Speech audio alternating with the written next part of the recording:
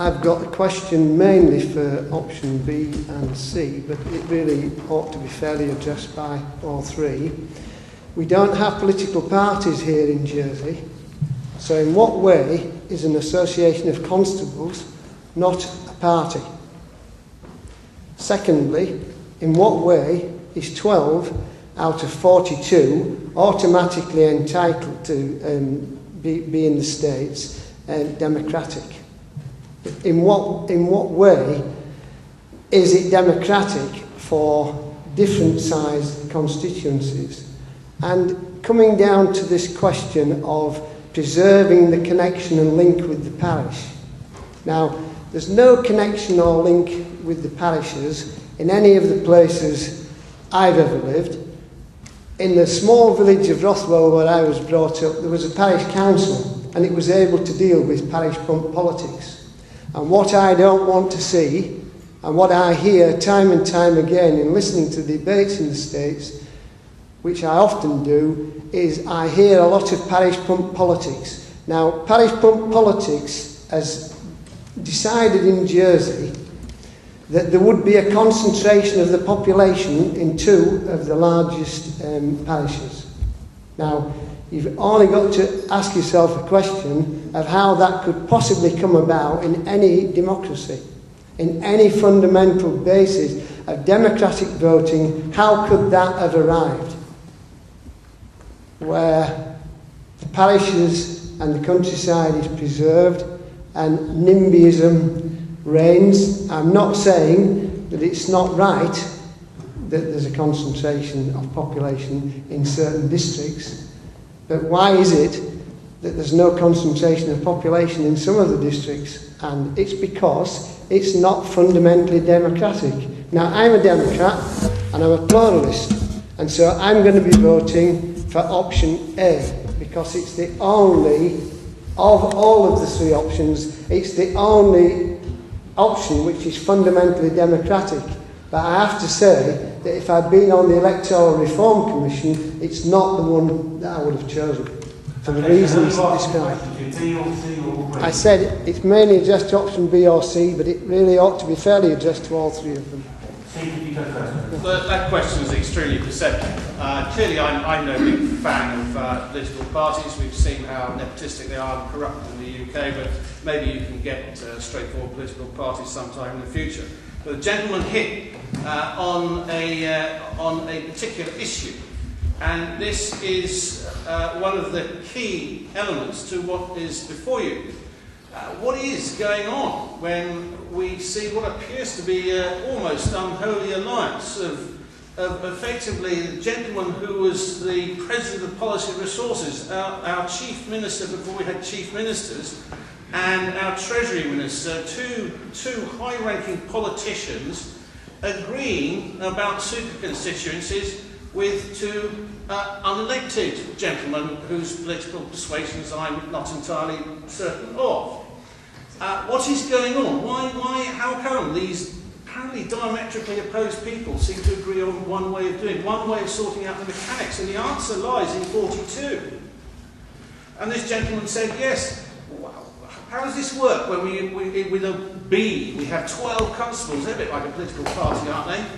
And that leaves just 12 constables versus 30 deputies. Now, when you start working this out, whichever of the 42 it is, we're going to have 10 ministers. We're going to have 10 assistant ministers. That's 20 before you start in the executive.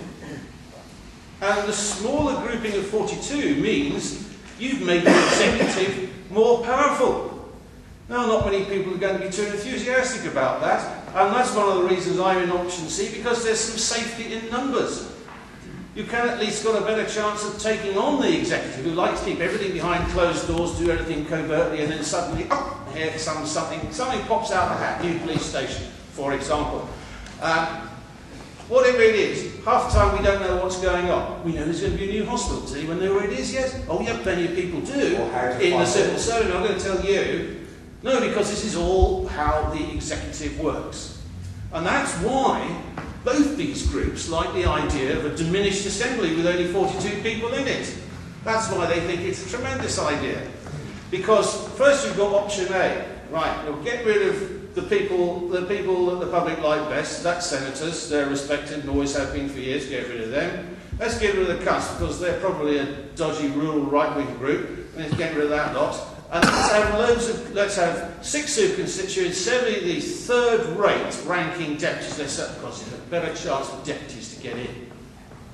And that'll give us a better dose at getting a grip on power, because then we've got a better chance, we've got a much better chance of getting into the executive, because there's 20 shots out of 42. Even better when you've got the constables in there, who we know already on their own admission can't handle being a minister and a constable, can't handle being scrutiny and a constable. Too much work to do. I've got to look after the police. That means under option B, you've got 30 deputies having a go at 20 places on the executive. Is this great news? It is, if you want to grab hold of power. And what we need and what option C offers is a much better state of checks and balances, not least because we will have 8 senators on island-wide mandate that will be guaranteed to have respect from the community and be able to stir things up properly in the states. And that's why you have safety in numbers. It will be a real disaster if this ends up being determined by the voters on the basis of 42 members will be cheaper. That will be a terrible mistake.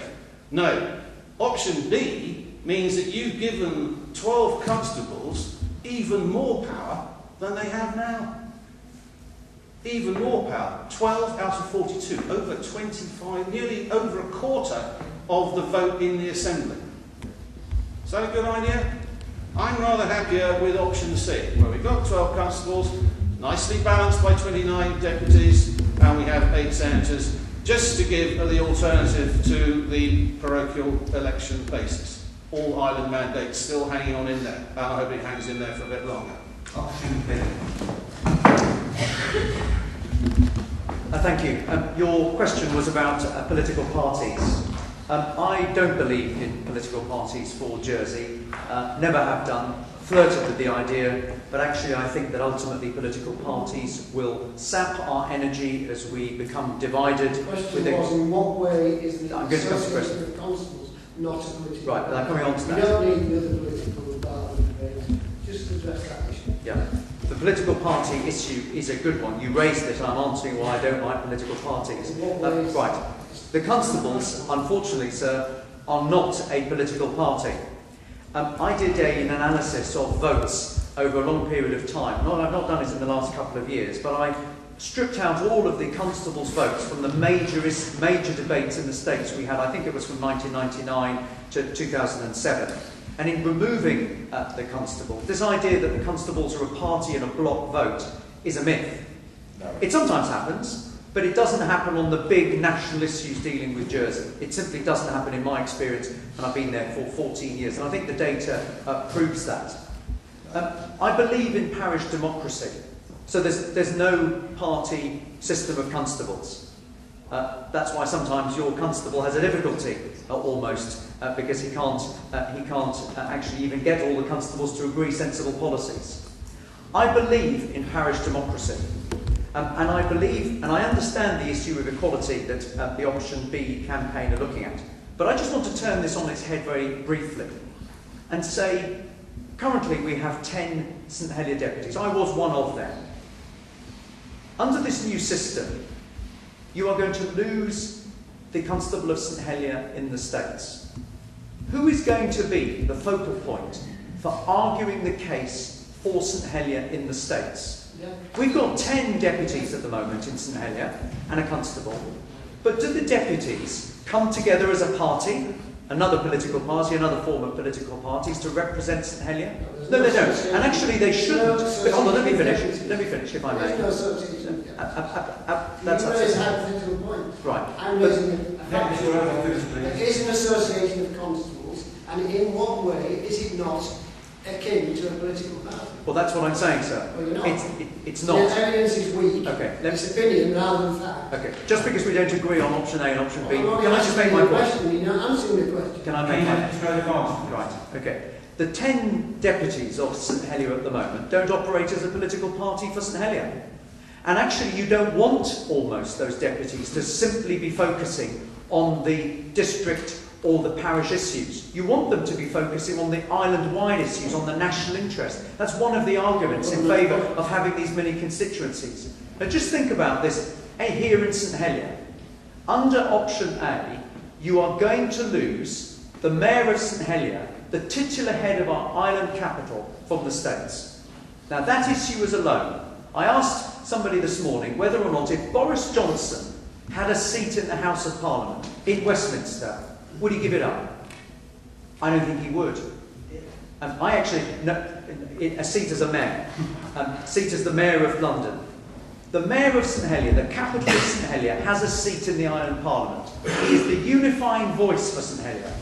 And in my view, that is the right and appropriate compromise between voter equality and keeping the voice of parishes, and particularly the voice of St Helier, in the Islands Parliament. Thank you. I think early on in his comments, Mr. Debay came close to, well, he was talking about whatever my or Nick's political affiliations are, or whatever the former senator and senator's background is. I think we make this an issue about personalities at our peril. This isn't about personalities. This is about an issue in front of us, regardless of who is backing it behind. Us in the Option A team are a broad coalition of various different people from all sorts of different backgrounds. You have people on the left, people on the right, myself who's barely out of school, along with people who are retired. So, you know, it's about an essential issue, and like you, I consider myself a Democrat first and foremost before any other thing about myself, and that's why I'm backing Option A, because it is the most democratic of all of the current systems. But the issue on the parishes is incredibly important, because the parishes are, you know, really a staple thing about Jersey community, about Jersey society, and that's something that absolutely has to be preserved. I have no doubt that if the Constable of St Helier wasn't in the States of Jersey automatically, he would continue to do a fantastic job for St Helier that he does at the moment. Him being in the States doesn't necessarily enable him to keep our rates low or any of those other things, provide the services that the parishes do. That's not essential. And I think that when the constables are out of the States, and I say when because it will have to happen inevitably, because democracy will always win, and having one States member, like in St Helier, who has an electorate of 26,000, contrasted with one States member in St Mary, who has an electorate of 1,300, that's simply unsustainable in the modern age, because it is undemocratic. For those particular States members' seats, your vote in St Mary is worth 20 times as much as it is if you're a voter in St Helier, and that is simply unacceptable. And this parish, more than any, should have to vote for Option A, because Option A is the only system on the table that gives St Helier as a parish a fair voice in the States. So long as the constables remain in the States, St Helier will have a much quieter voice than its population dictates that it should have. On the constables and whether they're a party or not, well, you know, there are electoral blocs in all sorts of different democracies. In the UK, we have political parties. The Labour Party votes as a bloc together. The Conservative Party votes as a bloc together, unless there's no whip and it's a free vote. And whether Jersey has that or not, whether it's the constables, whether it's the senators, whether it's a certain block of deputies, that's not really the point, because that's their entitlement. They could just be a group of people who happen to share the same points of view. So if they happen to vote together on issue after issue, that's not the problem in itself. The problem is the fact that they have no democratic mandate to do that, because their electorates are so different. If every States member has an electorate that is the same, then they will have a mandate to be voting for how they're voting, and Jersey will get the government that it deserves, because it will have voted for people proportionately in the exact areas that they should do. And only Option A provides that democracy. And I worry, Mr. Rosef says he cares about parish democracy. Well, I care about parish democracy too. And I wonder how it is sustainable in the long run if the constables stay in the States, because if you read the Electoral Commission's report, it does say in it that all members of the States of Jersey should consider it their primary duty as a States member. I don't want my constable's primary duty to be as a States member. I want my constable's primary duty to be to the parish, because the parish is what they were elected to run, and it is so important. And when we change that role, as that will do, then they become, you know, there'll be a part-time constable, part-time deputy. It should be our choice whether we want a constable to be in that position. It's about democracy, and you have to decide on a case-by-case basis. You can't have all constables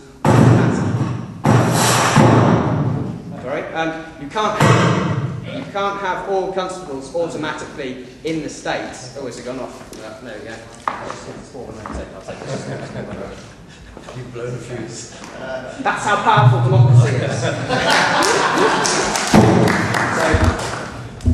You can't have the constables all automatically in the States and it be democratic. What if the parishioners of St Martin don't want their constable in the States? Why should they be forced to? That will harm the parish in St Martin if the people don't want him or her to be there. It has to be decided on a case-by-case basis, and option A allows the public to have that choice, and it allows them the opportunity, if they choose, to have a constable who stays in the parish and reinvigorates it, so we can have parish assemblies with twice this turnout, of people voting to have their voice heard on that level of democracy, as well as having the level of democracy at the States as well. Democracy all around is what option A provides. Option B takes away democracy in the States because it skews the number of seats in the States to the country at the expense of St Helier. That's not fair, it's not democratic, and it won't last. And option A just skips the step. Option B will lead to option A eventually, one way or another, whether the people get fed up of it or something else happens. Well, let's just skip that step and go straight for option A.